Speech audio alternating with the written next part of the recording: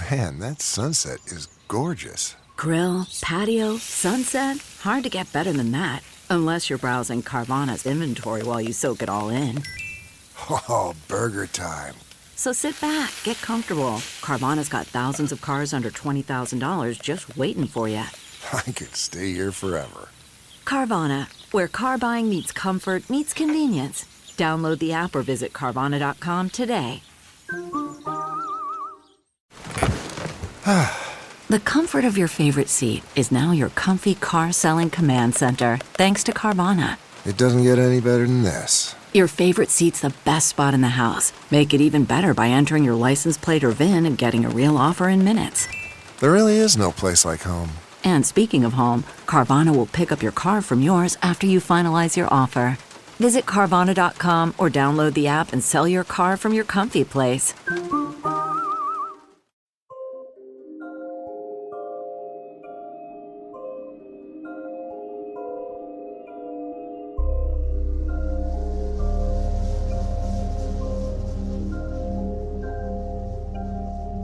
During the 1960s, a person could not have been blamed if they thought that the U.S. was coming apart at the seams. Everyday citizens had begun to organize and question the status quo. To those in power, the status quo was what had made the U.S. a global superpower, and, to a select few in the FBI, those who fought for the changes to the status quo were a threat to national security.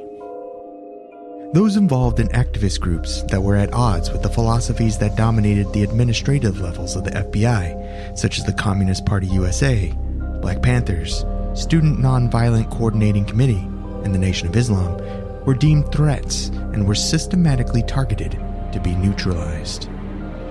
Documents obtained by activists and uncovered by groups such as the American Civil Liberties Union revealed this coordinated harassment of groups with ideologies that were deemed un-American was orchestrated and executed under the watchful eye of J. Edgar Hoover, who had been the very first director of the FBI. This case file, the theorists get into the not so crazy now, is it? Story of COINTELPRO.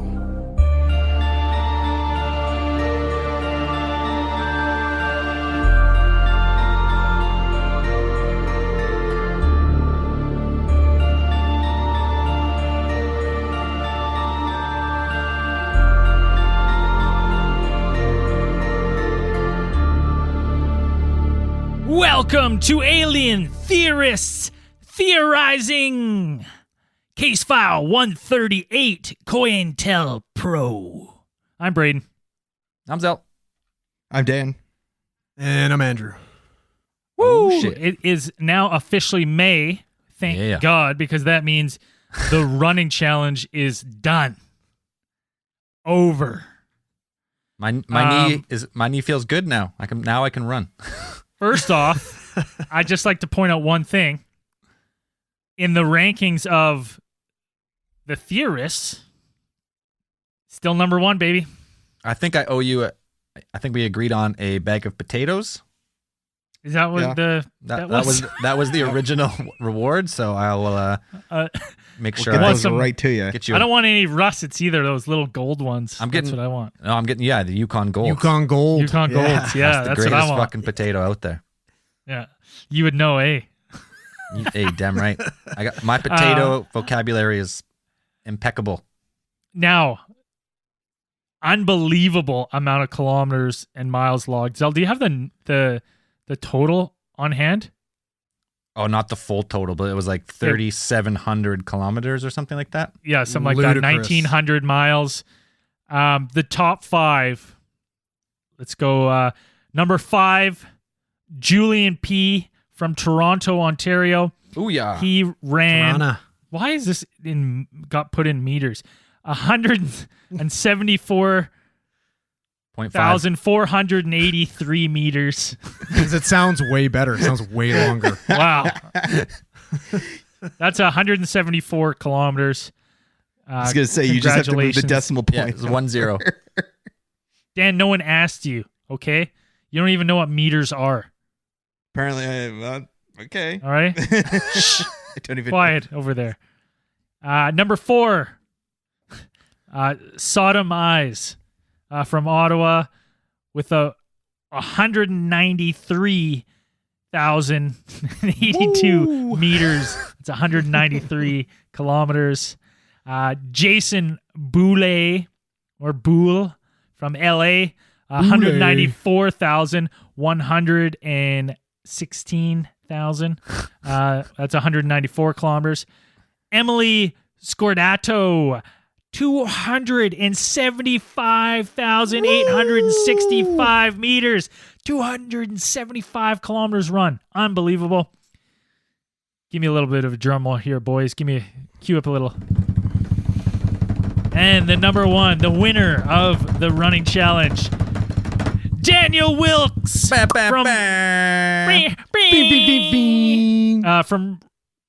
Rohnert Park with just a mind-numbing 488,256 meters. That's 488 kilometers in 30 days. The guy's a beast. Unbelievable. That guy ran over 10 marathons. That guy's putting Forrest on fucking notice. Jesus. Run, Yeah. Daniel, run. Yeah, that was crazy. So those top 5 are the theorites of the week or of the month, I guess we should say. Yeah. And there was a lot of other.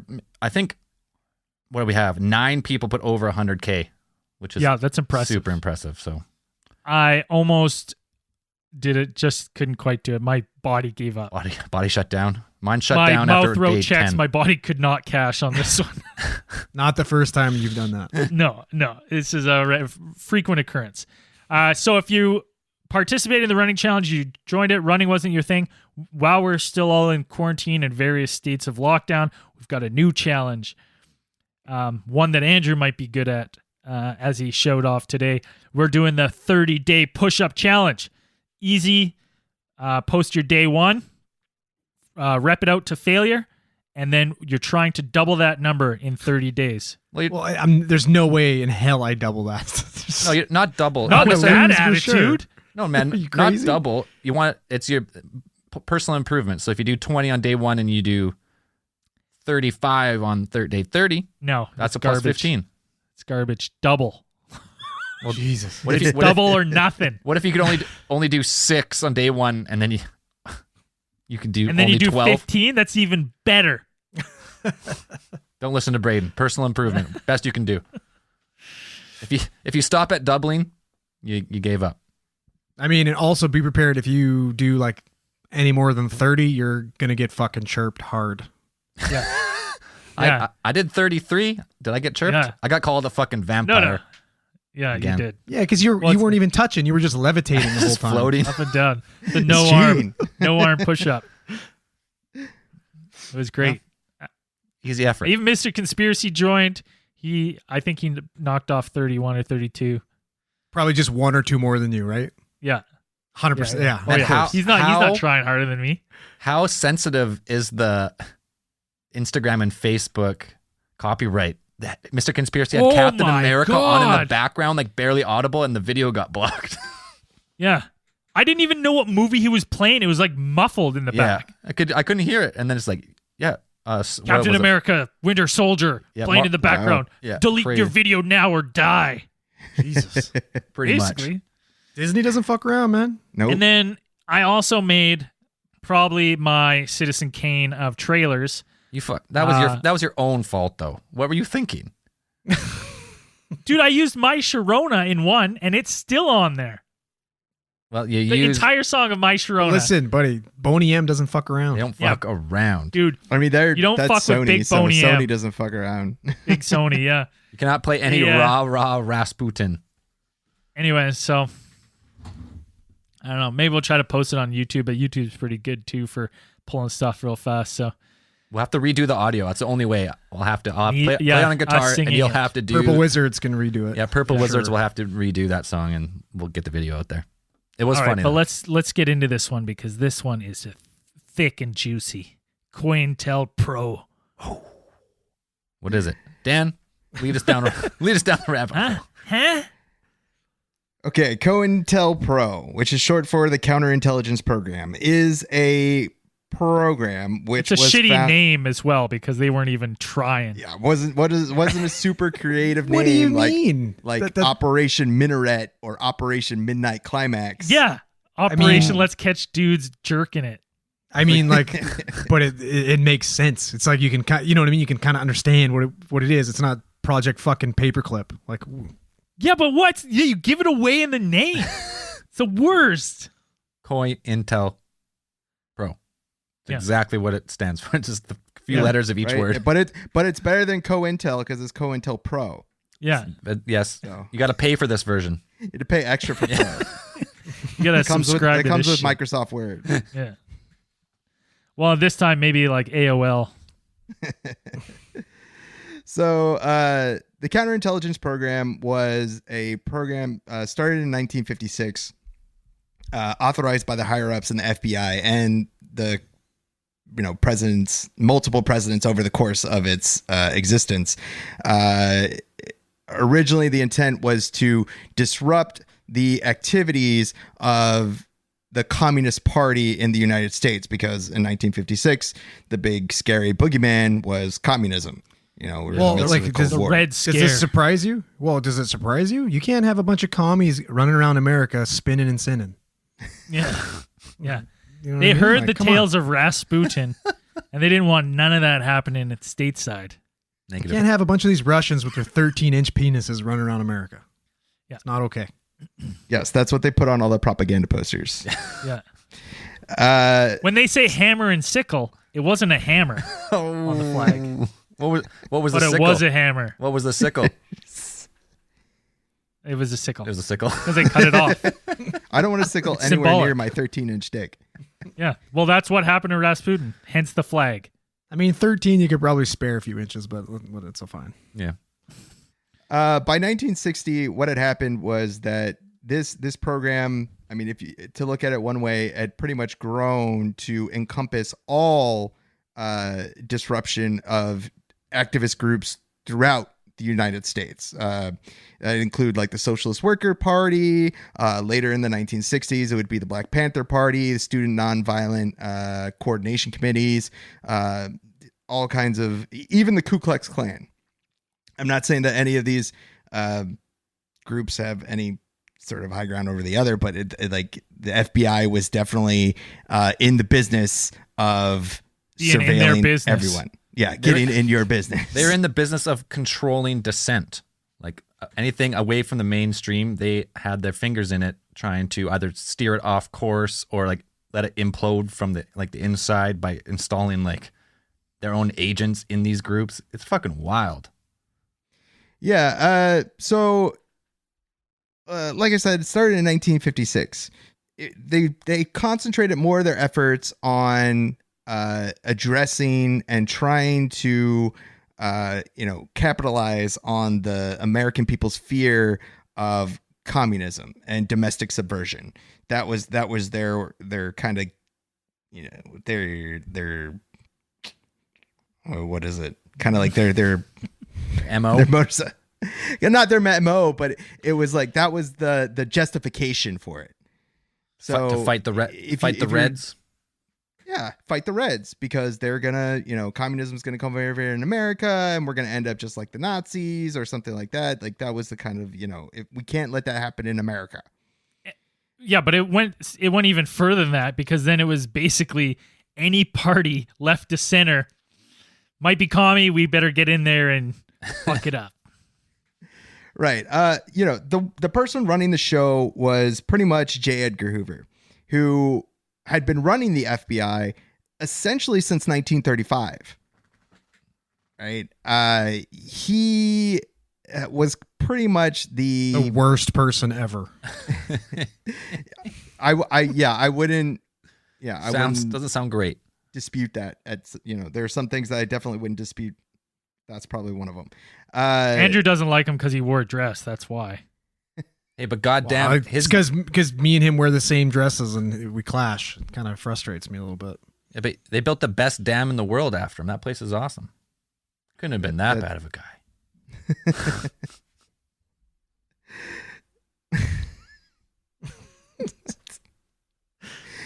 guy. Back on track. Back on track, Dan. Anyways, Hoover. So, J. Edgar Hoover had pretty much come to look at it as his job to kind of define what an American was. Right? He had taken the FBI and turned it into what it was essentially a secret police force, and he had to get the authorization of some presidents, but there were presidents that he clashed with. Harry S. Truman clashed with them, saying that, you've turned this almost into he turned the FBI into almost the American style Gestapo. Yeah, right. kind of. Other presidents and other potential presidents clashed with J. Edgar Hoover on tons of the things that they did while they were putting a lot of the COINTEL tactics on American soil. So COINTELPRO made it its pretty much job to approach kind of counterinsurgency in the United States, and they use pretty much four tactics that they usually would concentrate on, and they came down to, it was usually misinformation would be one of them. They would use manipulation of the American justice system. If that didn't work, they'd use violence in some cases. And then they would also use one more thing, which would usually come down to, I can't remember off the top of my head now. Didn't he tell them directly, use your imagination by whatever means necessary, get it done? Oh, 100%. There'd be agents that get in group some of these groups like the Black Panthers, and they'd report back, be like, it seems to me, Mr. Hoover, that these people, their main priority is to feed the kids in the neighborhood. And he's like, listen, motherfucker, you go back and you find me something or your career's over. I want to know, is this the same council that came up with the idea to just put snakes everywhere to scare people in Cuba? Are these the same guys? Because that's all I can picture. Operation Northwoods? Yeah. I think that was more of a CIA plot. Yeah. This is FBI, so fair enough. a little bit different. Same, but I different. wonder if there's a little crossover there. So, pretty much the activities of the COINTELPRO hinged on about, like I said, four things: infiltration, psyops, manipulation of the legal system, and violence. So, for an example of infiltration, they were always looking for a way to embed FBI agents inside these activist groups. And they would have them act as what are known as agent provocateurs, where they would try to urge activist groups to become more violent and more radical. Dude, in some of the cases where these activist groups committed arson and stuff, it's later came out that the targets, the tools, all the information was provided by the inside agents to do these things. So it's they're just strictly setting these groups up for failure by pushing them in one way or another.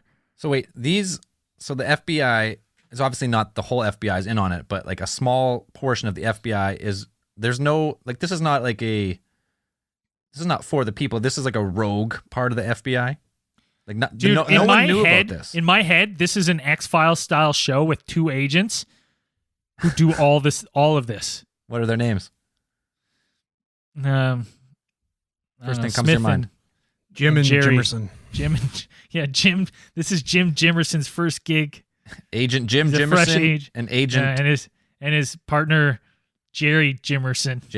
Jim and Jerry Jimerson. This is not related Agent though. Jimersons. Yeah, they're not related. Just Jim and Jerry Jimerson, the only two Yeah. FBI agents on the case at the start. One is spelled Gym Erson, but Jimerson. as well. He's jacked. Yeah, no, he's the skinny one. Yeah. It's very ironic, the whole thing. I can see these guys hanging out universities, trying to infiltrate the anti-war movements, being like, "God damn it, kids! Do you guys want to smoke some drugs?" Yeah, with the hippies with their crew cuts. Yeah. You guys like drugs, huh? And not only that, but they're infiltrating the Black Panthers and stuff. They're wearing blackface and Oh, 100%. Hello, fellow brothers. You also hate the honky, huh? 100%. Dude, at every turn, like most of these groups would be like, figured out they'd be like, I think there's like cops or FBI agents in our mix that are feeding info. So like by all accounts, like a lot of the times they were figured out. Yeah, there was definitely a few where it worked. I think they definitely said that the easiest group to infiltrate was the Ku Klux Klan. They said that was the one they had the easiest time infiltrating. That I could probably see that. Because they're all smoking meth. Yeah. And well, I don't know if I mean I think that's the Ku Klux Klan of now, but like then you go in there with the crew cut, you know what I mean? You're talking like Jim Jimerson or Jerry Jimerson, right? You fit right in, right? Wear a little white sheet, you're in. Well, I mean, what more? You got the right skin color. I mean, that's all. I don't think that'd be a hard group because it's very hate centric. I'm not even going to begin to pretend like I understand the inner workings of a Ku Klux Klan. I just think it would be an easy one to infiltrate. I don't doubt it. I don't doubt it's easy to infiltrate. You don't have to infiltrate. You just got to show up. Like I'm saying, looks alone, me and Zell would have no problem. Oh, buddy, Zell would be fucking wearing one of the red wizard capes. Zell would probably have to vouch for me. Yeah. Andrew, you're done. Dan, you're a little tan, my friend. Yeah, Dan's a little tan. Dan wouldn't get in right away. But like, that's how easy it is. Recruiting numbers are pretty low. I think they might take anybody. They might. I'm just saying. It's not. I don't stay think indoors it's hard. For a couple more months, and then I'll be good. I mean, I could do the Chappelle. I could be going off about Middle Eastern people. I hate them when they stink. So besides infiltration, like I said, they had psyops. One of the large practices of within that category was what they would do is known as bad jacketing or snitch jacketing. And so they would have agents that were embedded with, say, the Black Panther Party, and they would spread suspicion that senior members were either embezzling money or plotting to kill one another. So you would turn the idea would be to turn the organization against itself. Well, to promote factions within the movement. And like the one thing that it made me think too is the fact like it's kind of a win-win for them, because even if they found out that they're being infiltrated, like that totally goes against the credibility of the fucking organization, right? Because like how tight of an organization can you have if it's that easy to infiltrate? Well, that's a great point, because even if you find out there's an FBI agent and you're like, he's an FBI agent, then you're like, who else? Who else is in our midst, right? Once you everybody would trust anything. Everybody get an envelope and write citizen on it, and that's how you find out. Yeah. It's the only way to find out. I'm not a cop. Like once you're in, like once you've infiltrated the group and you've planted that seed of doubt in everyone's mind, even if you're not really found out and like that never really does anything, now that just that seed alone is enough for people to be like, is that guy? Is that guy? Is that guy? Can I even trust this group? And then it would make it even harder than if people wanted to join the group and they heard about that, like say got outed. Like, well, yeah, that group is it's been infiltrated. Like, I'm scared to join because I don't know who's who. And you know what? What a time for this kind of stuff, because it's not like now. I feel like this kind of stuff would be way easier now to hack into someone's email, send some emails off. The only problem is the people that you're sending these to could get in contact very quickly and be like, why'd you send me this? I don't know. I never said anything. Whereas like back in the day, you're forging letters and sending these letters to people. And then so you send letters to two leaders from each other and they read it. And you know, there's no quick turnaround of like getting in contact with each other. And that's all it takes. Buddy, dark wings, dark words. Yeah, 100%. The next weapon in their arsenal for COINTELPRO was they would use the manipulation of the legal system. So if you couldn't break an organization using the tactics of turning them against each other, you would basically try to break them financially. So this would boil down to strategies where they would have suspected activists and supporters targeted by the IRS, or they were sued, or they were framed for crimes that they had nothing to do with. If you put them in jail enough times, you'd end up with having, they have to post bail multiple times. Organizations' funds get eaten up by, you know, having to bail members out of jail multiple times. I think one of the black activist groups said that they spent in a year, they spent like $1.2 million on bail bonds alone. So wait, trying to get people out of jail. So this rogue FBI faction do they have like some like federal like judges or in their pocket, or like how do they get away with this stuff? Local police. Essentially, yeah. Because they did act very closely. A lot of these times, a lot of these strategies would hinge on the participation of local police force and local law enforcement. So Right. you'd have, you know, either police, because at that time, you know, this 1960s extremely turbulent time in terms of, you know, the civil rights movement. There was a lot of other. I mean, this was the 1960s. This was the Great Awakening, whatever you want to call it. Yeah. And so there were racial tensions within these towns, certain areas, you know, Chicago, LA, San Francisco, these places. And it didn't, you know, it wouldn't take much for an FBI to be like, approach the predominantly white, you know, law enforcement agents, local law enforcement agents, to be like, hey, we want to put these guys in jail. And I don't think it really took all that much convincing to get some of these guys on board. Yeah. Well, like Braden was saying, a lot of these guys had crew cuts and were meeting with white sheets. Are you saying, Andrew, that some of those who work forces are the same who burn crosses? Damn straight. I'm just saying there was not a lot of love back then in Different like, time. Oregon. Yeah, different time. Way different time. I mean, What I want to know is, how did they get Irwin R. Shyster on their payroll? Like, that guy was making Vince McMahon money. What were they doing, Dan? Explain that to me. How did they get IRS? they would just tip off like IRS agents to keep going after the same people over and over with audits. Yeah. They would just be like, audit Like this guy. that's not even the hardest thing ever. If you have an FBI agent, I'm saying that right now, if you went in, there's probably a little more like tape and stuff, but if you had law enforcement right in, I'm sure they have like higher workings with higher ups in the IRS, and they'd be like, hey, we need a solid, you should look into this guy. And they're like, all right. Well, I guess Sure. they would probably buy into it too, because it's coming from somewhat of a trusted source. You know what I mean? Like, you're gonna, Exactly. you know what I mean? You're gonna believe them. You're gonna be like, okay, yeah, this guy's obviously a shady piece of shit because they're after him. Yeah, I'll dig up whatever I can. Yeah, the feds. Yeah, I'll try to the help you. feds give your name, like if you're like an IRS worker, the feds give the name. You're like, well, like yeah, I'll go along with that. Could you imagine though? Like, auditing think someone. about this. You got Jim Jimerson And Jerry Jimerson. and Jerry Jimerson. They coming into the IRS. They're sitting by some like desk jockey, and they're like, "Hey, buddy, we need help with a special investigation." They flip their little badges. They're like, "We need someone we can count on. Are you that guy? We need a real American. Your country We need a needs real- you. God we damn need a it. patriot. What we need right now is a goddamn patriot." Are you All right. a real American? And this guy's like, "I'm in." Yeah. God damn it, Jim and Jerry. Take out I'm his in. little pocket Damn it, Jim. calculator. Yeah. They're like, "We need you to audit this list of names." He's like, "Sure." And he's like, "And don't stop." He's like, "What if when I finish the audit?" He goes, "I can't do it again. Start it again. Yeah. What if I find nothing? Run it again." Doesn't matter. Something's there. You can find something," and he gives a wink.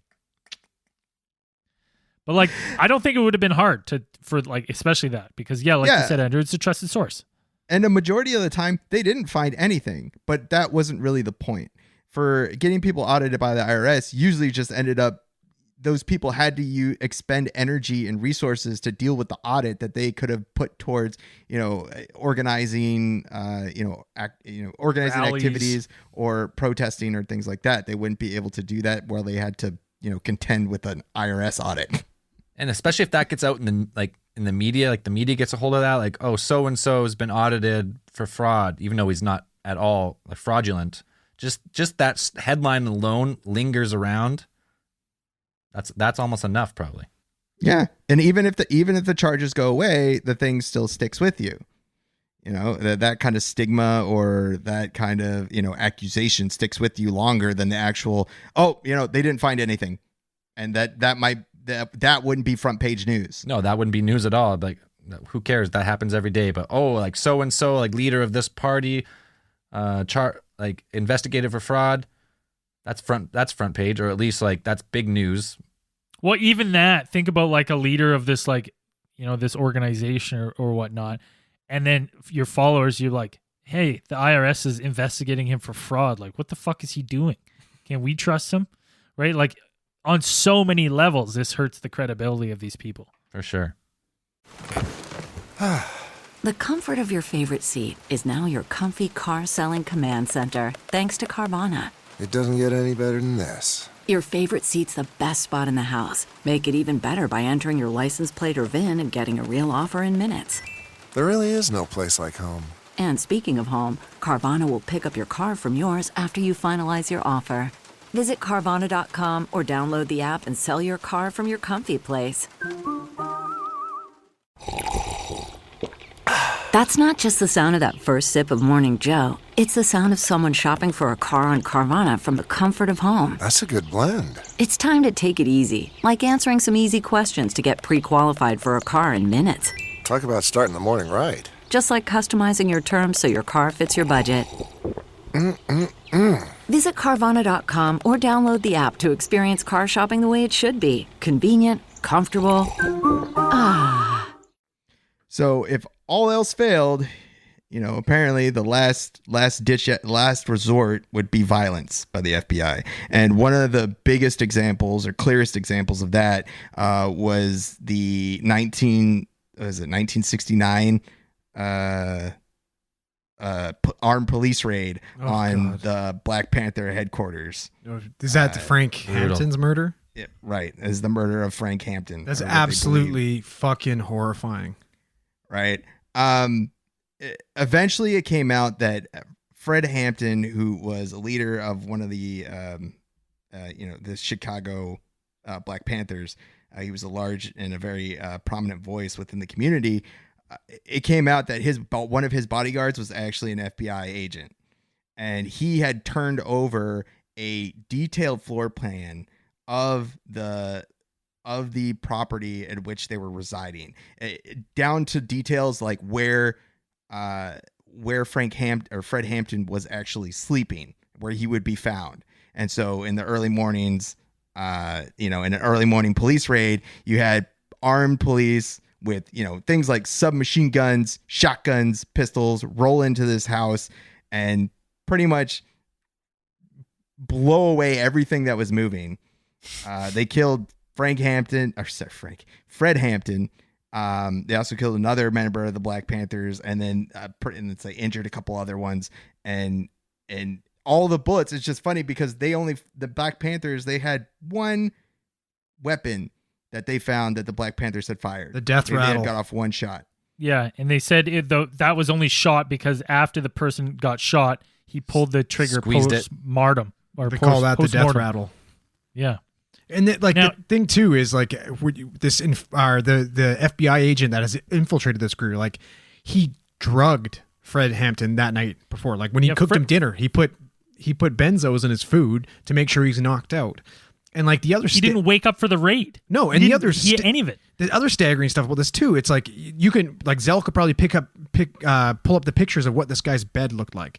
Like so, they bust in the door, blow a hole through Hampton's shoulder. Doesn't kill him. They pull him out of bed, bring him into the hallway, get him down on fucking both knees, and 2 pops, double tap to the head, execution style. 2, yeah, not the single, the double. Double tap, man. Double tap. Playing for keeps. Right. And then later, and even to go further, like there was an inquest into the police actions that they took that day, and they said it was justified. It was a justified use of force. Fucking sickening, man. Justified to do a double tap to the dome? Right. The whole thing. Well, they had said that they were fired at. By one bullet, I guess. Yeah, there was one. So. There was a round in the ceiling from Hampton's guard. They dragged him out and shot him. Like they didn't shoot him in self-defense. Like you could have seen someone shoot in self-defense. Like they got drawed and then got shot. No, they dragged him out and shot him. Like if you were like any type of good investigator, like no, this guy was murdered on the floor. But again, And- they're probably taking their word for it that Hampton was a bad dude and needed to be taken out. Exactly. And It's crazy. I think back in the day, from everything I read, like the Chicago police were pretty corrupt. Like corruption was pretty widespread. So I don't think it took much to, maybe push them in that direction. Another really good example is because like we're saying, infiltrate and violence, right? Those are two of the things. Like, look what happened to Malcolm X, right? Like, they infiltrated the fucking Nation of Islam, got in there and started planting fucking bad shit about Malcolm X, and he was taken out by his own people in his own fucking during one of his own rallies. You know what I mean? They convinced people of the Nation of Islam to take out Malcolm X. Yeah, and that was just spreading disinformation like among the ranks. And They didn't even splitting have the to lift a organization. finger. Yeah. They did it for them. It was perfect. It's like what they were really excelled at was finding a powder keg and exploiting it 100%. Just lighting the fuse. Yeah, and it wasn't just black nationalist groups they had. They had there was the FBI used their resources to subvert and neutralize the Puerto Rican liberation movement, where the Puerto Rican nationalists were trying to either they were pushing for a Commonwealth and or independent country status. Those groups, the FBI ended up gathering intelligence on people's activist families. Where they were going, like millions and millions of pages on just Puerto Rican citizens that had, most of it had nothing to do with activism. And just anybody that those people knew automatically became targets in this whole COINTELPRO action. Yeah, they'd send like embarrassing letters to neighbors and shit, and just out people to other coworkers and shit. Like it's wild. Professional trolls. Like, Yeah, 100%. crazy. And they worked in close concert with, like Braden was saying, and corrupt police forces were definitely a part of it. Because in Puerto Rico, back in those days, you needed what was called like a good conduct letter in order to get a job. Like, you needed to have one in order to get a job. But who gives out the good conduct letters? Police. So, if you couldn't get one, you couldn't get a job. That's the gatekeeper. You couldn't do anything. Yeah, different time. Way different time back then. It's weird because we talked about this before the show. We'd seen a lot of this in other case files with the CIA and foreign meddling and doing this kind of tactics, but never really the FBI doing it on the home soil. And there's so many instances of this in this time frame. This one seems like sickening. the most nefarious, almost like purposely infiltrating these groups to like sway public public opinion. Like And getting people executed. How is this not a on movie? U.S. soil? Completely controlled dissent. Like, how is this not a movie by now? Right? Is there no movie about this at all? I mean, there's a couple of movies about like Malcolm X and things like that. You could put- And you could Martin ma- Luther King. you could make an Martin awesome Luther King show. was also, caught up in this whole COINTELPRO Ugh. because he was one of the biggest parts of the civil rights The movement. best part about this, though, is the fact that it just totally did not even phase his legacy whatsoever. Like, you don't hear even though any they of this tried bad to tear shit. it down. The guy's got a Yeah. fucking holiday named after him. Like, this did not phase Yeah. him whatsoever.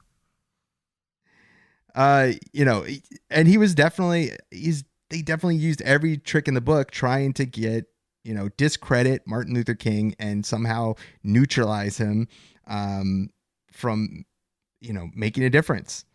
And to some extent, people argue that the whole COINTELPRO, the actions that were associated with the FBI are what directly or indirectly led to the assassination of Dr. King.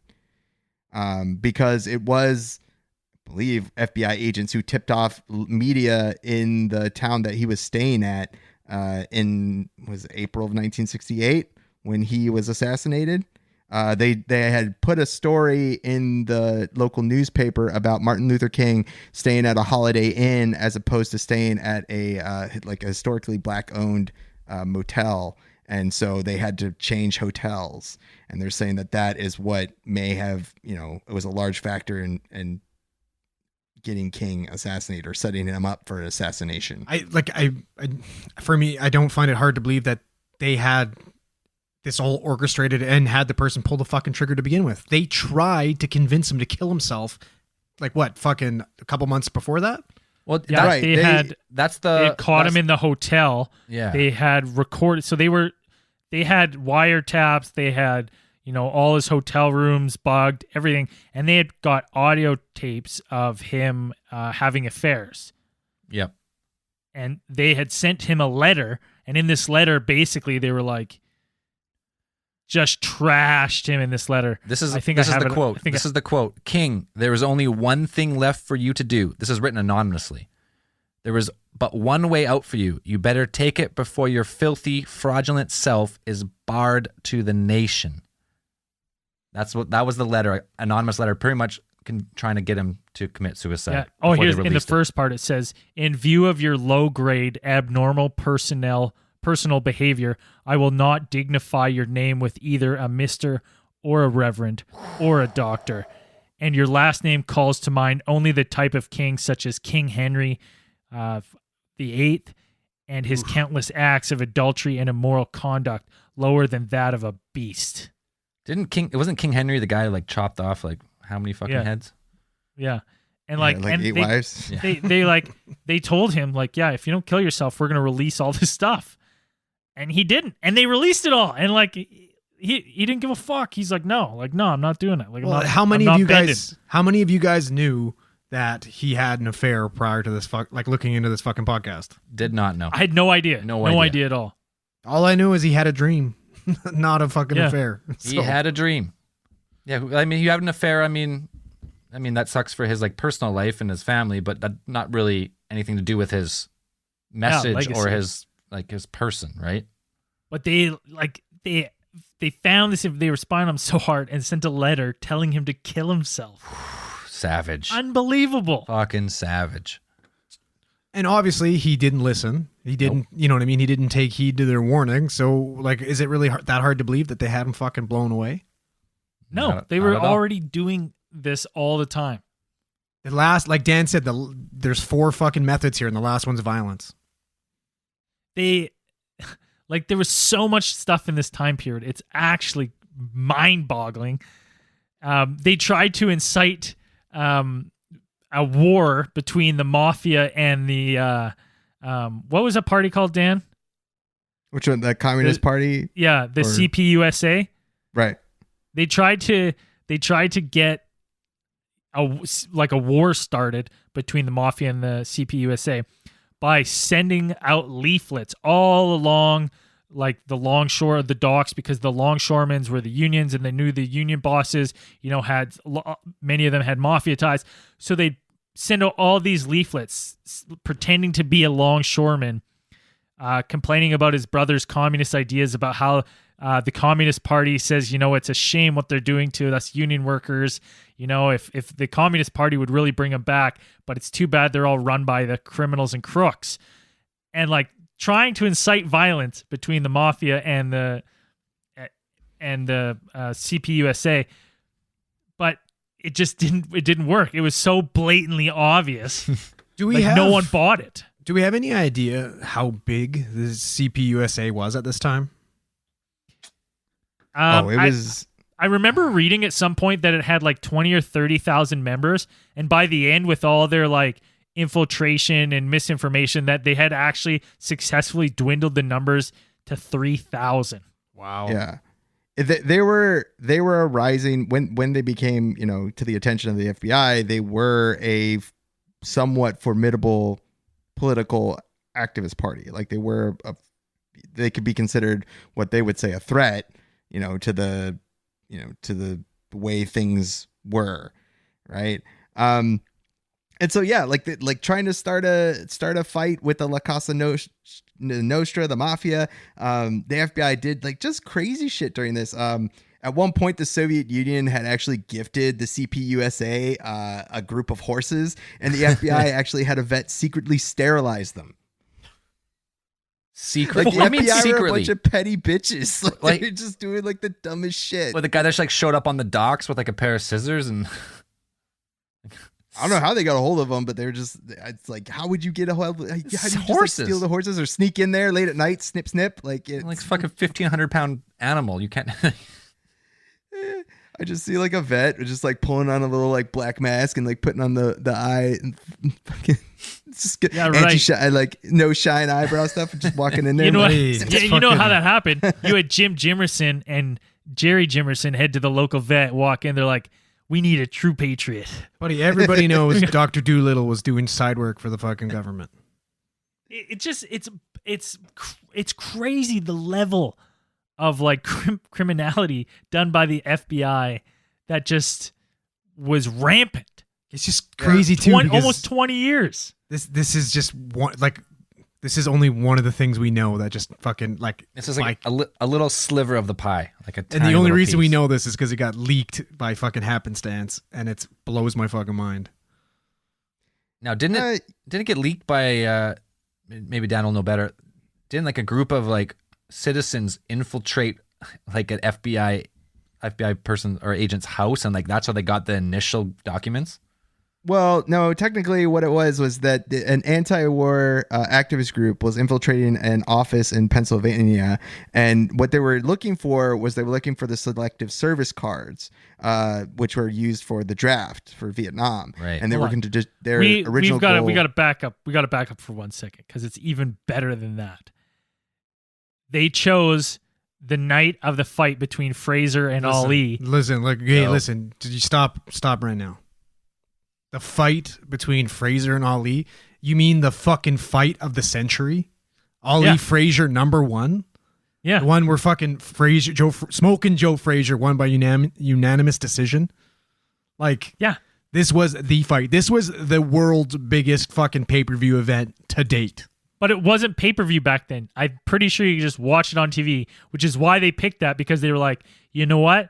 The guards will probably be watching this and they'll be distracted, so we'll have time to go in The world and steal was this. watching this, man. It was genius. Right? The only people not watching the fight were these fucking guys breaking into the FBI office. Yeah. They felt that, social activism was a little bit more important than boxing, I guess. Well, they're Fraser wrong. with a scorecard of 9-6, 11-4, and 8-6 to 1. Ooh, dropped Ali with a fucking looping left hook. Jesus. Joe 27 Frazier was a beast back then, Dude, man. Like, 27.5 million viewers back then. That's a big. that's before his numbers. vision started going. Joe Frazier was an absolute fucking monster back then. He doesn't get enough credit, man. crushed him. Now, these guys used that. And what was it? They had a dope-ass name, too. They were like the Citizens Investigation Committee of the FBI or something like that. Like, they were on to the FBI. Like, a group of, like, concerned activists had been like, these motherfuckers are up to something nefarious. Well, it was run by, like, intellectuals. Like, the one guy was, like, a physics professor. Yeah, like, it was, like, college and university professors, and there was a bunch of intellects in it who had recognized what the FBI was up to, and they were looking for information to expose them. Little did their they fucking know wrongdoings. what they were going to find. Like, No, I don't think Right. anyone could have guessed. So eventually their idea, what their idea originally was to steal selective service cards, destroy the selective service cards. Therefore, that would kind of neutralize people getting drafted into Vietnam. But what they ended up finding is not only that, but this was actually the place where they were holding those selective service cards was actually also a 2-man FBI field office. This was in Media, Pennsylvania. Which two they men? jacked- Karen? Which two men is what I want to know. Yeah, we know. Jim and Jerry and Jim Jimerson. Jimerson. Yeah. So I guess the two Jimerson brothers had left all their shit on the table because they jacked all of those. They took hundreds of the documents when they realized what they had there, that they had found the material which revealed, the absolute absurd reach of COINTELPRO and the tons of, and they leaked all of these out to numerous news outlets. Well, you're in missing- order to expose the program. You're missing the most important thing that was in that office. The box of snakes. Lance Kincaid's cryogenically frozen body. That was where it all began. Yeah. That's right. Now, the other thing is that what year was this, Dan? When did this happen? 1971. 1971. And these two fucking idiots had documents going back to the 50s loose in a field house. You know how incriminating this shit is? Like, I can't even imagine what they have under lock and key. I can't even imagine. Buddy, they knew they had everybody fooled with the name. They're like, this is a genius name. No one's gonna have any idea what it means. They're not even gonna look at it. Never gonna suspect anything. Like, it's absolutely boggles my mind that all these documents were easily accessible to be burgled, right, in a field office. Burgled? I'm like, what? Is that the singular version of burglary? Like burgled? I burgled you. Burgle. Yeah. Two That's burgles. awesome. I've never I've never heard or used that in a sentence. Burgled. I structured that sentence just to say it because I wanted to say that word. I like it. Hamburglar burgled burgers. Burgles hamburgers. He burgled hamburgers. Burgled burgers. I can't even begin to fathom the shit that they have that they were like, burn this, destroy this, or keep this under lock and key. Because to me, if this was my outfit and we were doing all this stuff, I'd be like, okay, no one write this shit down and destroy it instantly. Right away. This message will self-destruct, like that kind of stuff. Because Inspector Gadget you got to style. think, this is what they're doing. They were operating under the guise of the law very loosely. They were like, yeah, we're covered because we're allowed to, spy on people, if in case think they're a threat. And it's like, well, you're spying on everyone. They're like, they might be a threat. Hey, they're like, what about killing people? They're like, it wasn't us. It wasn't us. We didn't pull the trigger. But it's like everything they were doing was like so beyond like crossing a line and illegal that why would you keep these like if you're gonna go that far to do this shit, like why keep all the evidence? That's what blows me away. Because they get so, you know what I mean? They get to a certain point where you just get so fucking lazy and arrogant. You know what I mean? Like, that's how all this shit gets exposed. People fucking make mistakes because they get complacent. They think they have it wrapped. They think they have it under control. No one's going to find out, so they just leave it in the open and someone cracks it. Yeah, well, 1971 rolls around, and this is right about the time that Watergate is also breaking, and so one of the most important events during this time was the assembly of the Church Committee, right? Or it's as it's called, it's the Senate. What was it? Is Church a cool acronym? It's the Church Committee, who it's led by Senator Frank Church, who was a U.S. Senator from Idaho, and basically, the Senate Select Committee on Intelligence. And they built up a case to review the actions of all the intelligence agencies and how they had been acting on American soil and what they had been doing. Because at this point, like we said, there was essentially no oversight. There was no civilian oversight in any of the intelligence agencies. So they were just doing whatever the fuck they wanted. Rogue. The only person who really knew about it was the president, and he probably didn't even know all of the story. Oh, there's no way presidents knew the scope of what was going on. So, it's pretty much J. Edgar Hoover acting on his own, making up, justifications for whatever he felt that, if whatever he interpreted to be un-American or unpatriotic or a threat to the United States, he's the only person who gets to decide what action should be taken and what needed to be done. Right. So the Church Committee was established in order to gain insight and then, decide what they were going to do about it and bring everything to light. And so not only were they, bringing the Watergate stuff out, they brought that stuff out, but they added this on top of it. So they added all the COINTELPRO. It was probably like the perfect time for them to get that, because that was just like, they just dropped bombshell after bombshell for days on end of all this shit. And they're just like, what the fuck is this? What the fuck is this? What the fuck is that?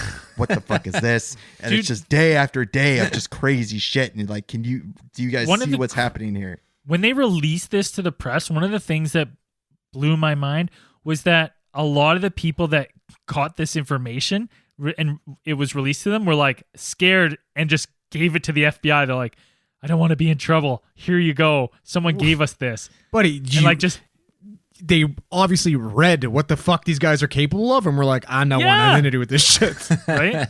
And it was like, I think it was like the Washington Post or one of them was the first to like really run with it. I don't know if I'm giving the right credit where credit's due, but I think so. That Man. sounds right. Hashtag look it up. Look it Sounds up. right.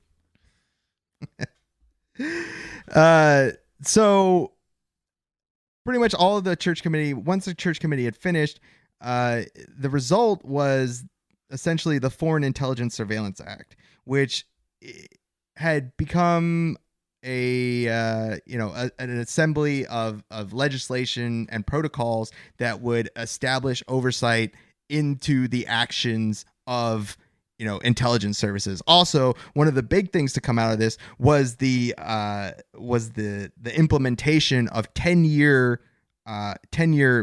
terms for FBI directors.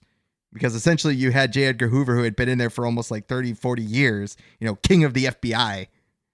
And now and then after the church committee, they had established that, no, how about every 10 years they go through a review and they have to be, You gotta be vetted.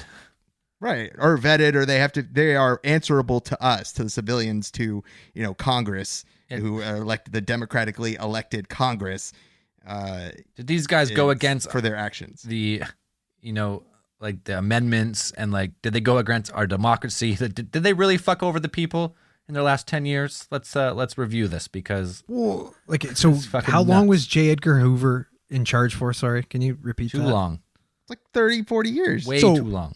Just fucking try and wrap your brain around the things that that guy could have potentially done in fucking 40 years of being in charge. This is all I'm we just know saying, about. JFK died in 63. That's all I'm That's, saying. this is fucking dude. like mind-boggling. Completely fucking mind-boggling. I've never Are you saying believed. mind-bottling or mind-boggling? It's mind-boggling. Get your Rickyisms right, my friend. Get the Rickies down. Oh, okay, yeah. Jesus. All right. Okay, good. Braden, you should know, because you're a blend of Julian and Ricky, I think. Is that what you were called? No. I'm Yeah. sorry. They all have it wrong. Braden is fucking 100% Randy Bobandy. And Zell is fucking Jim Leahy. So what, we're gay No. lovers, is what you're saying? Probably. Braden I'm does fat. love cheeseburgers. I'm Fat Cyrus. Everyone knows that. You're not Cyrus. You wish you were Cyrus. I'm going to buy a cool leather jacket. Dude, I felt like Jim Leahy the last about 5 weeks that I've been drinking more than I would normally would. Oh, But buddy. Be bef- careful. Before we get too off track, yeah, we got to wrap this one up. With them shutting down, FBI directors basically, having lifelong terms. They obviously closed a dark chapter on the history of America, never to be reopened. Never. Right, Dan? Never.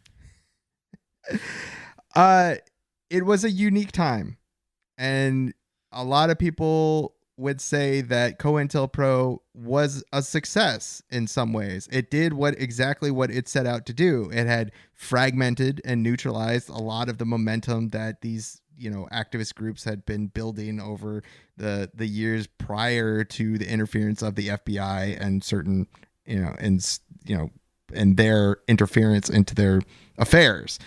But officially COINTELPRO was shut down in 1971. Under that name. Unofficially, it seems that those tactics, those counterinsurgency tactics that were developed during that time were used long after, or even you could say are continued to use today. Dude, I keep thinking about that stuff. I keep thinking about, like, because you look at, like, after 9/11, like the Patriot Act, and like, oh, it's all for you know what? Yeah. We got to have the blanket coverage of everyone's like communication, emails, text, just in case someone texts or emails the code, like the keywords, like anything to do with terrorism. Like, we just have to have it. It's for public safety, no big deal. And you're like, this seems, this kind of happened before. Just now we're in a digital age, and now it's even easier to blanket coverage like large portions of people. It's bananas. Right. And so with the Patriot Act actually is almost not a thing in itself. It's actually just a type of amendments to the Foreign Intelligence Act that I had mentioned before, that came out of the Church Committee.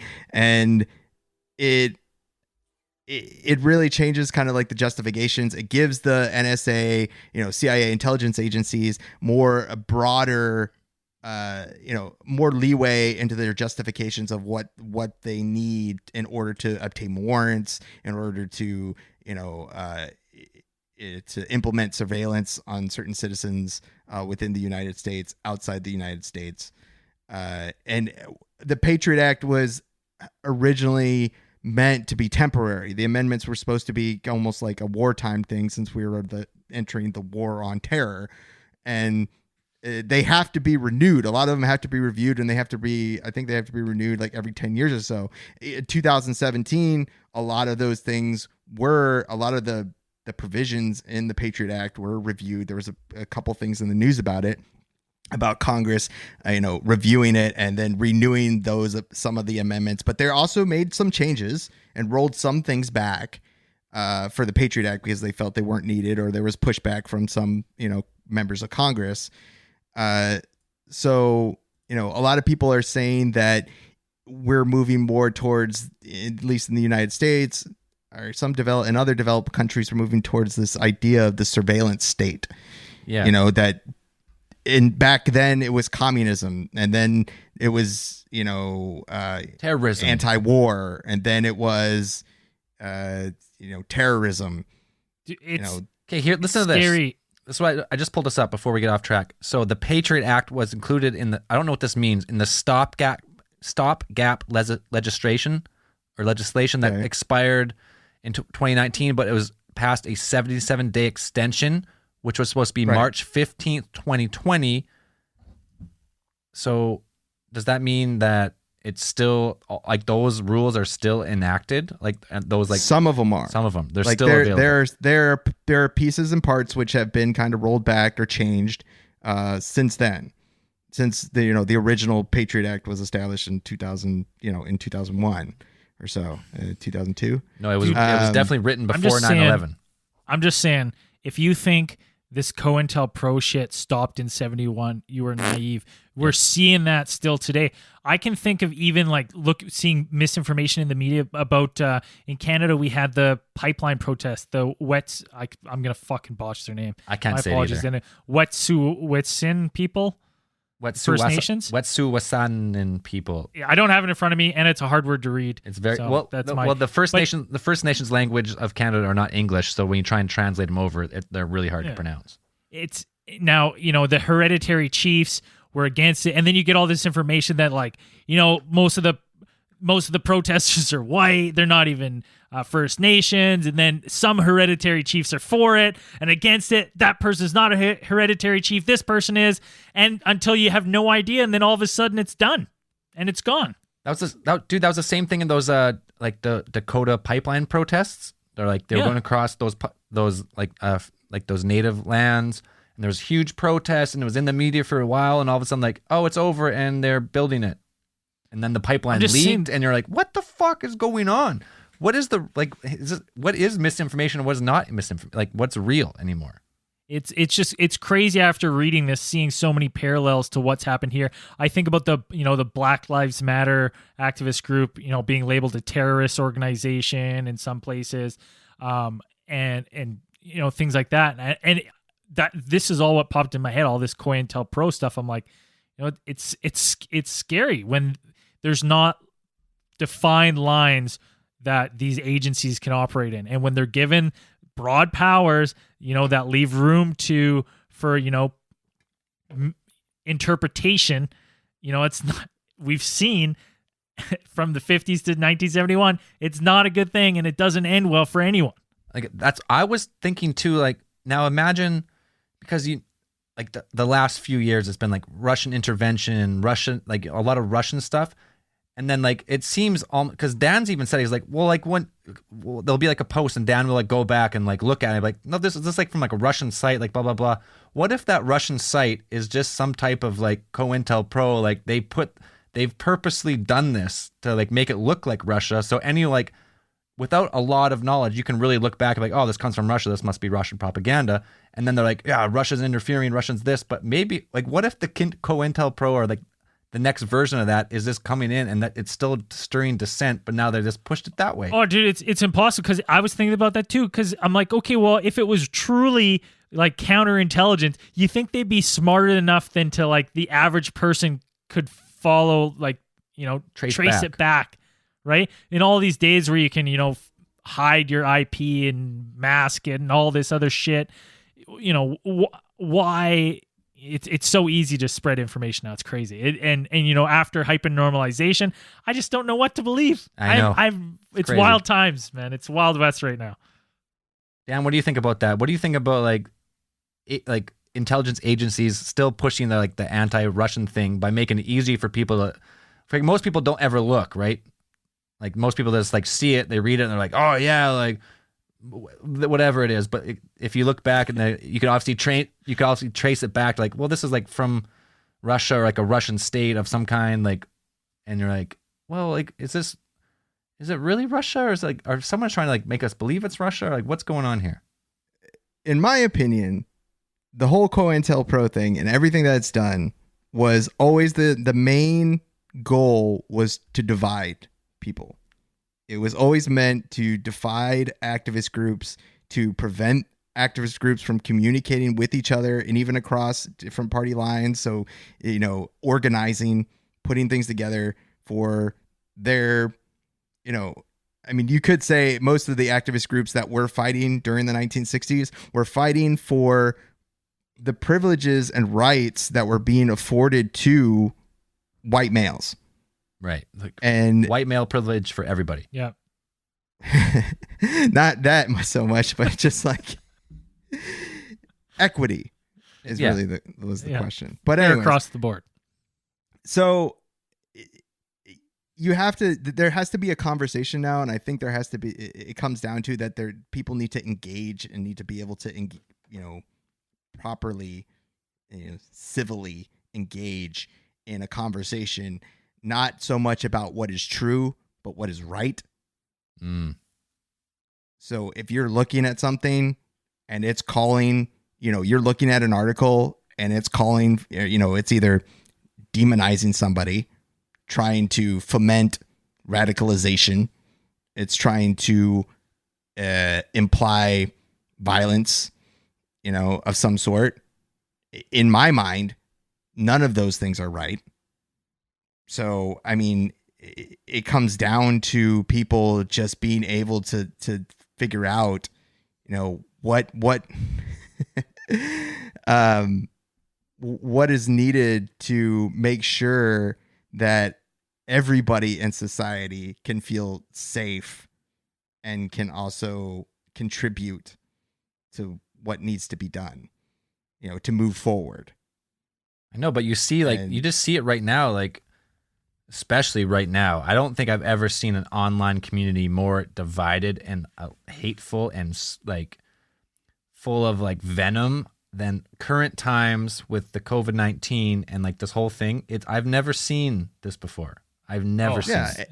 And you could either say that that is either something that is a result of COINTELPRO, is a result of these kinds of operations either still going on, or you could just say that it's a byproduct and it's just something. Well, it's a snowball, right? Once you get the ball rolling, it gets out of your hands and it's on its own, right? So once you get this divide going and, you know, this hatred, it starts perpetuating itself without any need for further assistance. Yeah, once you like wedge that first crack in, and then like some people go one way, and then like your bias or like your dissonance to that like idea just pulls you no matter what. All it takes is a little crack in the story. Like one, that's what I mean. Like it could just be, the story could be this, and then just one person or like a few people promote a different version, creates like a crack. And even though that version has no real solid backing, because it sounds like something that you want to believe, it just like cracks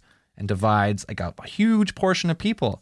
And you could show them the evidence trained back and be like, okay, well, why do you think like that? Like where did it come from? Blah, blah, blah. And they'll cite a story or an article, and you'd be like, well, okay, like I understand why you think that way, but like, how do you know that's a real thing? And they're like, well, I've read it and I know it's real, and there's nothing you can change my mind on. You're like, oh, well, I have no idea what to do anymore. Yeah, and there's definitely sociocultural elements that need to be talked about and addressed, I think, within the United States at least, that go real deep, and what I would say that are kind of the roots of COINTELPRO and the whole kind of persecution of either minorities and, foreigners in the United States, that kind of thing. But those conversations need to happen. I don't think they ever really did happen. Right. Because of COINTELPRO. COINTELPRO broke apart people trying to organize and trying to have a conversation, right? A lot of the activist groups back then, 1960s, 1970s, they were nonviolent. Most of the violence that was caused was, fomented by FBI action. Yeah. So crazy. Dude, like facilitating. And see, that's the other thing. Dude, this shit is still going on today. Well, we saw that... You have to be absolutely fucking naive to believe that it's not going on today. This has been around since the 50s, and they've had nothing but fucking time because they know that it worked. They have elements. They have proof that this worked. So they've had nothing but fucking time to perfect this. Dude, we've seen the RCMP in Canada do this when they found the two radicalized people online. Oh, yeah. And an undercover RCMP officer taught them how to make bombs and supplied them with the materials to make bombs and helped them plan a bombing of Parliament. And then they were arrested for trying to bomb Parliament. But they're dumb. The two people who got caught are dumb. They would have never been able to make the bomb. They would have never been able to gather the components. All of that was helped by the RCMP. And I'm not saying like, oh, the RCMP is terrible organization full of bad people. I'm not saying that, but I'm saying like the tactics were used. The same tactics we saw in COINTELPRO. Dude, 100%. And yeah, not all obviously not all law enforcement and stuff are evil, but just like any profession, you got some bad eggs in there who are susceptible to, a little money in their pocket, a little whatever the reason is. There is people susceptible to like going down that route, and even in Canada, a place where conspiracies seem to not breed, that stuff still comes out. It's bananas. Yeah, and I would believe that. Okay, everybody's going to say that this is, some people conspiracy theorists and. A lot of us would be like, oh, this is the natural progression of things. The government's going to take over. They're going to take bigger and bigger steps. We've given them too much power. They're just going to keep taking and taking and taking. And until we start eating our neighbors' asses. Right. Oh, man, we got to talk about that in after hours. That's hilarious.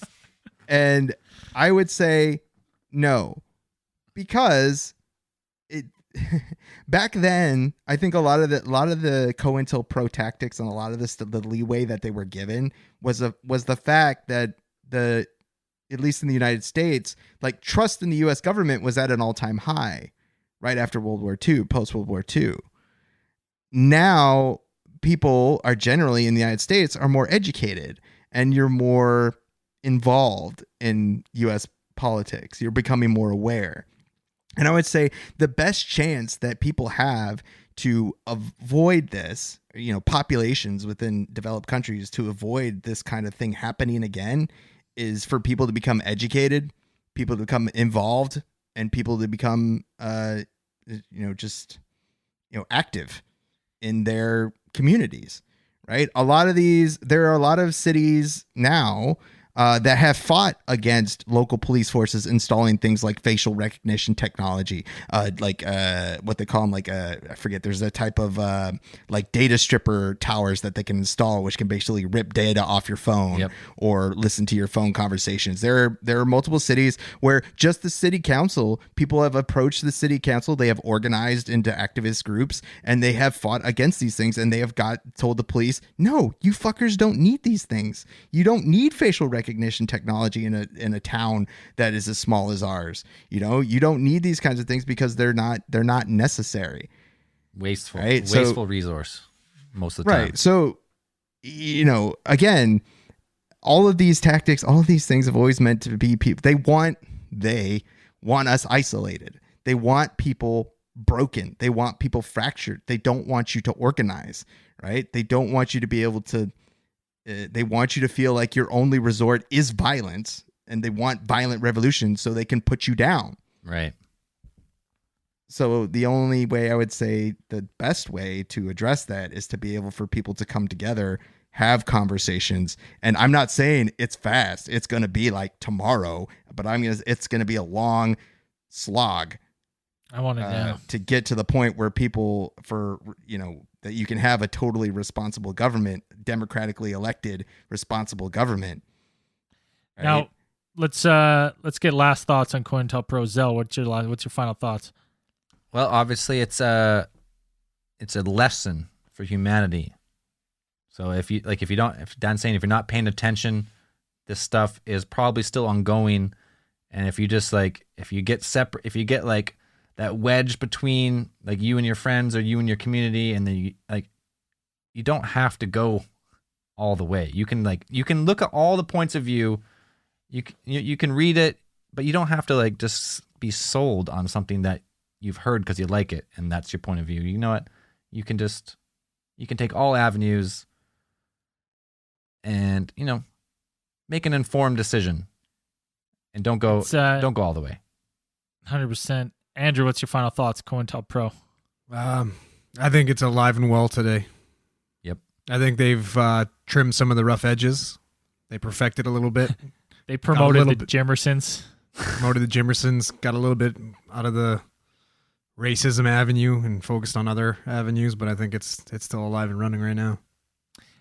It still shocks me that Watergate is so well known and in the public eye, and this is the until it was brought up that we should look into this. I'd never even heard of any of this shit. It's crazy to me. Not really, no. Because this stuff to me blows Watergate out of the water. As for corruption. Out of the Watergate. What did I say? No, he said blew it out of the water, and I was like, gate. Watergate. Yeah. Hey. Anyways, let's get into this. No, Dan, last thoughts. Dan, last thoughts. What do you think? As our only American member of the podcast. I always think that the people, the greatest capacity or the greatest strength that humanity has is the capacity to cooperate. Boom. And use empathy. Like that. And I think that, like Zell said, this was a lesson that if you let an agency go rogue with no oversight from civilians or any input from communities or the people that it affects, this is the result. This is where it could go. And we stopped it. Not stopped it, but either stopped it or slowed it. Stop that to version. some extent. That version of it. But it takes vigilance, and it takes maintenance, right? With the development of technology and things like that, and technology's developing at such a fast pace. I mean, at this point, you have the people who are making the laws fundamentally don't understand the technology that they're making the laws for. Yep. And we stopped this by complete accident. I think you need people legislators, people who are making the laws should know what Twitter is. That's yes. All social medias. Get with the times. Let's go. Right. So that's what I'm just saying. We need to get more involved and more vigilant. Boom. Let's get into some space news.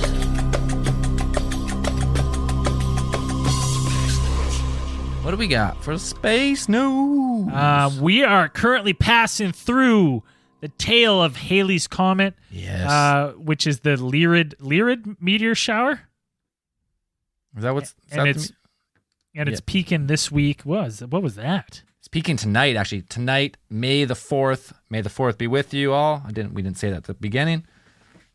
May the 4th is the peak of the shower, but it's going to last until mid-May. So keep looking up. So you can get out there, make some wishes.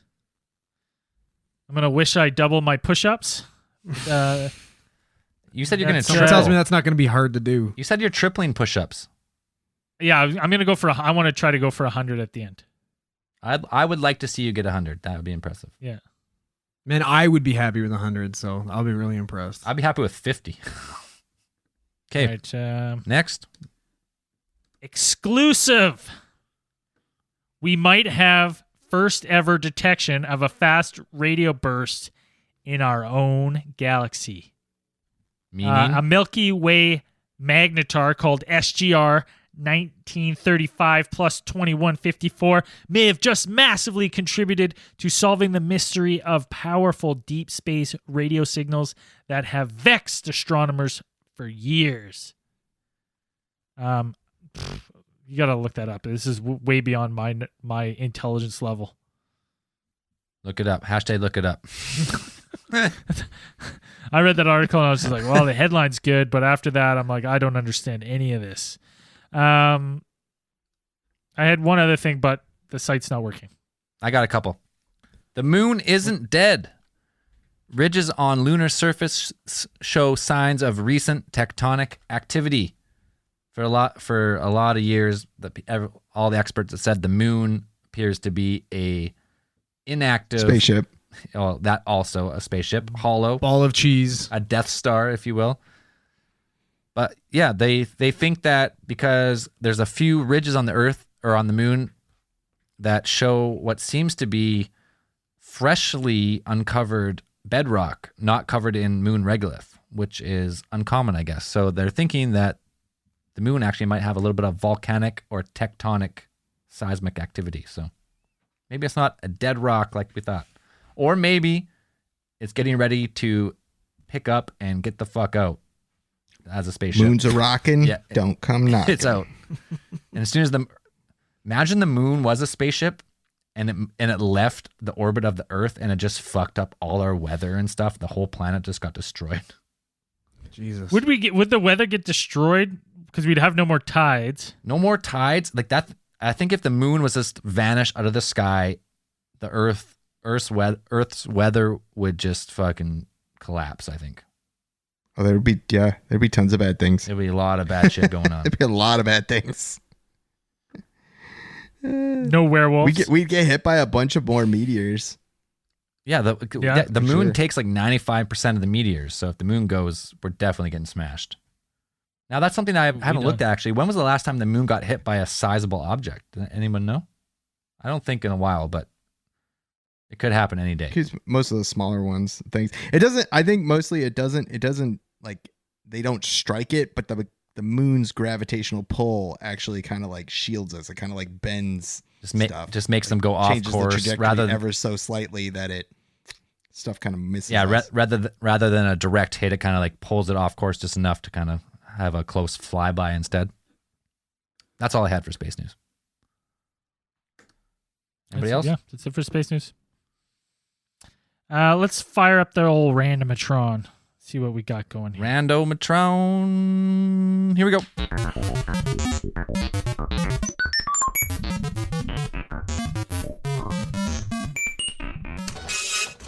Printing, faxing, scanning, emailing, texting.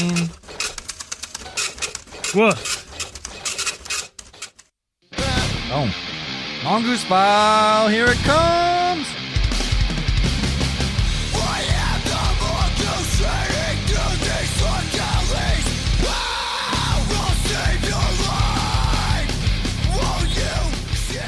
Oh, yeah. Now, hold on. We've had a lot of complaints about the way you tell stories. Yeah. People hate it when you tell it in the first person. Yeah, you suck at telling stories, I guess. Can somebody please explain to me how you don't tell a story in the first person? I'm very confused by that. Told you, third person plural. Yeah. He walked into the room. They walked into the room. Man, I'm getting a lot of hate. You don't like my stories? You don't like the way I do push-ups? Like, what the fuck else am I going to do, man? You don't like Just one needs arm? I target. tried 2 arms. My ass wasn't high enough, according to somebody. Like, No, your ass was too high. It was above your... No, it was below your chest. What do you say? I don't know. Your ass was below your chest. You're getting grilled. I don't know how that anatomically works, to be honest with you. My ass is supposed to be in line with my chest, he was saying. Yeah. I don't... Anyways. I thought But how does- you're yeah. supposed to be a straight, like, you know, like a 15-degree angle. Like straight all the way. Yeah, and that's how I thought I was, but I could be wrong. I don't know. Who knows? I'll try Yeah, you it better just next said time. Andrew's just got a Andrew's badonkadonk. not straight. You suck, I guess. You I just guess suck all around. That's fair. Andrew sucks got- at being straight. Listen, Anyways. here's the pro. You got some self-improvement, right? Yeah. There's only up from here. This is true. This is true. All right. Anyways, Don't fuck up this story though. so Longest file. obviously we know this happened to a friend of a friend of a friend of mine. Of course. Yeah, and not even his friend. He kind of knew this guy. Kind of knows him loosely. Barely. But again, as we all know and we all hate, I'm gonna have to talk about the story in the first person because you know what I mean. It's not gonna sound good if I don't. So, our friend of ours was just wrapping up a call in kind of a farm area. You know, a lot of times ambulance get called for what we call lift assists. So, you know, an elderly person in the middle of the night will get up, potentially try to go to the bathroom or whatever elderly people like to do in the middle of the night. And because they're, you know what I mean, they're not always the most ambulatory people in the world, they can fall. Sometimes they don't get hurt. So when that happens, you can help them back up to their feet, help them back up into bed. They go back to bed. The ambulance, you know what I mean, wraps up and takes off. So we were just finishing up helping this very nice old lady back in her bed, packing up all our equipment.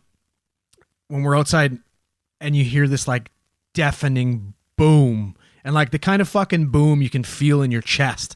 Like, you know what I mean? Little Like boom, boom, shake the room. exactly. Like fucking almost drop you to your knees boom. Right? Startling. And you look over in the distance and you can just see fucking smoke and fire billowing from what looked like a farmhouse. Oh, You know what I mean? fuck. And we're like, you know what I mean? We're fucking like, you know what I mean? 2-3 miles away from this place. So you get on the mic and let dispatch know, be like, I don't know what happened, but we just heard an explosion. Like, obviously send the police, send the fire. We're going to go check it out. So hop in our ambulance and boogie down to this farmhouse. And as we're approaching, you can just see the fucking flames flying. And I'm like, you know what I mean? You know, did a little firefighting back in the day. So I was like, you know, I'm going to relive the old glory days, kick down the door and fucking save some people. Let's do this. Yeah. So we come flying up to this farmhouse and there's fucking flames everywhere. And my whole plan to relive my glory days is starting to feel like a really fucking shitty idea. Like, this doesn't look like a great idea. So I grabbed the dinky little fucking fire extinguisher and haul ass towards the house. And as I'm getting like, this is, you know what I mean? Shit's, there's propane tanks in the back popping. Like, this is terrifying. This is some backdraft shit. Way above my pay grade. Anyways, start running up to the front door and you know what I mean? I'm going to be a badass and I'm going to kick this door in. First try, no problem. Front kick. Black dynamite, no problem. 2, 3, 4, 5 kicks. This door's not fucking budging whatsoever. As like you can hear fucking screaming and flames just get fucking higher and higher. And I'm like, holy shit. As I'm trying to kick this door open, you look to your left and one of those little fucking, you know, like the tiny little half windows that people have in their basements? Yep. Yeah. That flies open and you can see arms sticking out. And I'm like, fuck, okay, perfect. Oh shit. You know, turn around, go run. You know what I mean? And I'm like trying to help them. And I'm like, hey guys, just like stay calm. We'll pull you out through the window. It looks big enough. And you can hear this guy just screaming his face off. And as you get closer, you have a look at this guy and he looks like we're talking fucking Raiders of the Lost Ark. Like this guy's face is fucking in the midst of melting. Oh. And I'm like, holy shit, I've got like minutes to get this guy out. And he's got his arms reached out. So I start grabbing onto his hands and try, like, you know what I mean? And it's pitch black and I'm grabbing on his hands and I'm like, you know what I mean? And I can't get a grip. I'm like, why is this guy so fucking wet? Like I couldn't figure out. No. And I keep just slipping off his arms. No. And as I'm slipping, I look and his skin from his arms is just fucking completely sloughing off. Oh my God. I So- knew where that story was going. As soon as you said his arms are wet, I was like, oh no. So we've got a puddle of skin underneath this guy's fucking arms and he's just fucking screaming and I got no other options here. So I reached my arm in and he was wearing pants and I fucking grabbed the back of his fucking pants and just pulled him out. And unfortunately, like we got this guy out. He was the only person in the house, luckily. He lost a dog. It was a dog. It was a fucking meth. He had a meth lab in the basement. He didn't make it. But you know what I mean? Like I was shook after sitting on the back of the ambulance. We had another crew come in and transport this guy. And like I'm sitting there just like trying to process what happened. And I hadn't even taken my gloves off yet. And I go to fucking take my gloves off and skin just comes off with my glove. Oh man. And just like I puked my guts, or my friend puked his guts out. I can imagine. Like it was horrifying. So, and you know, there's a little taste of some grossness of EMS life for you. Do you want to be a paramedic? Did I mention it does not pay well? Not in this area, at least. It's a no. That's a no for me, dog. That's a hard no over here. It's a hard no for me, dog. Yeah. That's disgusting. It was super gross. All right. Well, let's. What else we got at the end here? You got a song of the week, Sal? Oh, I'm going to read a few Patreon supporters. If you want to hear yes. some after hours and a bunch of bonus stuff, head over to our Patreon, patreon.com/Alien Theorist Podcast. I think we got like almost 80 hours of bonus stuff on there and more coming every week. This week's Patreon supporters, we have Shay. Oh, this is a great fucking name. Alien Speculator Speculating. You're lucky parody law is a thing, buddy. Yeah, easy. Yeah, fucking. Stuart White Rod. Toby. Oh, this is a great, man, another great fucking name. The Australian. You can figure out That's how a good that's name. Australian. I saw him new on Discord. He or she, I don't know. Welcome. Them? Welcome. Them. They. Jamie. Nathan Saucer. Nope, that's wrong. Nathan Sawyer. Sawyer. Amanda. Oh, god damn. Amanda Goadecki. Goadecki? Go with that. Jose A. Martinez. And that's the last one of the week. Thanks for supporting the show. Yeah. I do have a band of the week. Any other final thoughts any final housekeeping before I give the band of the week, or are we good? We're good. Give the band of the week. Oh wait, I wanted to say shout out to our Facebook mods. Oh yeah. Oh. Killing I it. haven't said it on the regular show. I saw it after hours, and now I can remember. Fucking, they're the best. They're killing it. Like, they're really great. They go through all that stuff that gets posted on our social media, on our Facebook page, and to the Facebook group. And I go through it occasionally, but they are on top of it just about all the time. They're putting in You know, work. the Facebook group has gotten a lot better. Yeah, it's got a lot better still. And our mods are so good that I'm pretty sure one of our mods posted a push-up video and he was getting roasted. And he could have at any time just start slinging that band hammer on all you motherfuckers that were poking fun at him. But he holds himself to a higher standard than that. And he just rolled with the punches. I would have It's banned okay. them all. Good on him. Absolutely banned Good on them all. Yeah. That's why Dude, Andrew's, I'm so Andrew's petty, not they a would all mod. be gone. Andrew's not a mod because he'd be banning everyone left Hey, and right. listen, my shit gets fucking denied on there, okay? Yeah. The mod. Wait. Oh, we got a donation. Whoa, what's that? $20 donation. Hey! Grace. Ding, Woo! ding, ding, ding. I didn't even Grace. know that would come up, but that did. So appreciate that. What do we have to do for that? Do you take off a shirt now? What goal is that? You show one nipple.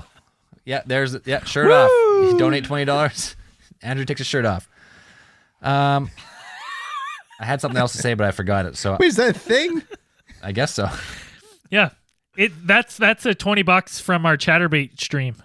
Oh, Yeah, you can find us on what's the website that people are using now for selling nudes? Oh, OnlyFans, yeah. OnlyFans ATT. You can find a bunch of disappointing pictures. All your explicit pics that you've you ever find not wanted to ATT after see. dark. All of us together doesn't even equal Rasputin, just so you know. 100% not. Yeah. Not even half. All right, let's wrap it up. I got band of the week. This week's band of the week is a band called The Carbons. They've been featured on here a few times. Friends of mine from Kelowna, BC. The new song is called Superheroes. Just came out, I think, like 2 days ago. So give it a listen. You can find The Carbons on Spotify or any streaming service. We'll play it at the end here. And I'll as press we stop. always say at the yeah, stop it. And as we always say at the end of these things, keep those eyes on the sky.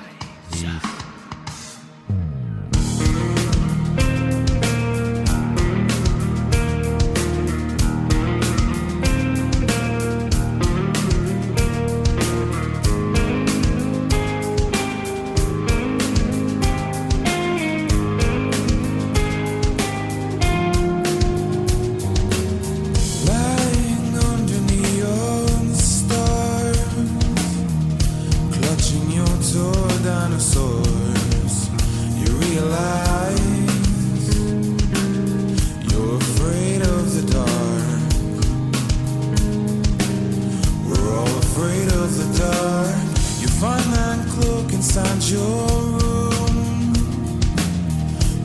that dawn is coming soon. You're safe here, where no one could ever find you. Well, did you meet your superheroes? And what did they tell you to be a superhero? Could you be a superhero? What would you tell yourself? Put that flashlight in your hands and turn that boy into a man. You're ready to face the skeletons in your closet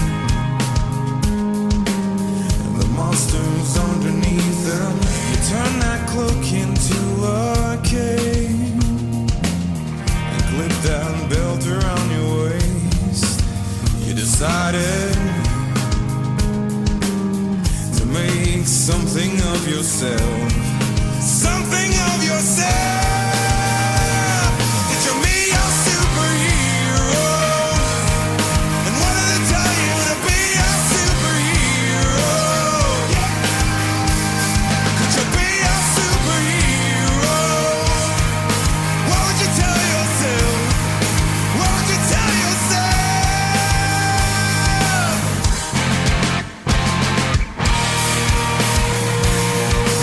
So that pass back on your chest and tie that cape around your neck. Raise your head.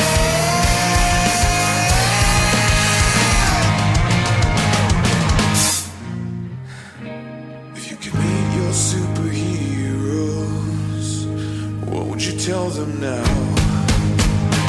Yeah, did you meet your superheroes?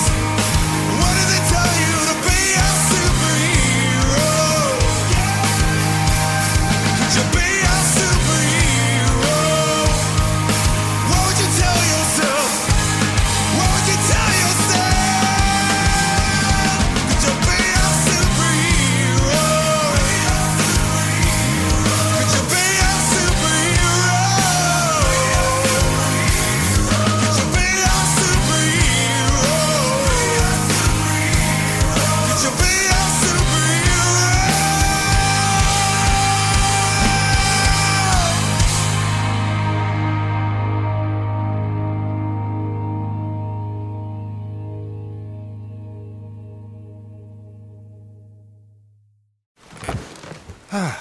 The comfort of your favorite seat is now your comfy car selling command center, thanks to Carvana. It doesn't get any better than this. Your favorite seat's the best spot in the house. Make it even better by entering your license plate or VIN and getting a real offer in minutes.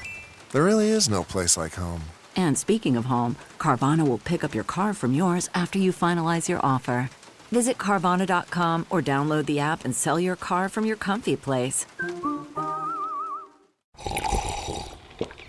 That's not just the sound of that first sip of Morning Joe. It's the sound of someone shopping for a car on Carvana from the comfort of home. That's a good blend. It's time to take it easy, like answering some easy questions to get pre-qualified for a car in minutes. Talk about starting the morning right. Just like customizing your terms so your car fits your budget. Visit Carvana.com or download the app to experience car shopping the way it should be. Convenient, comfortable. Ah.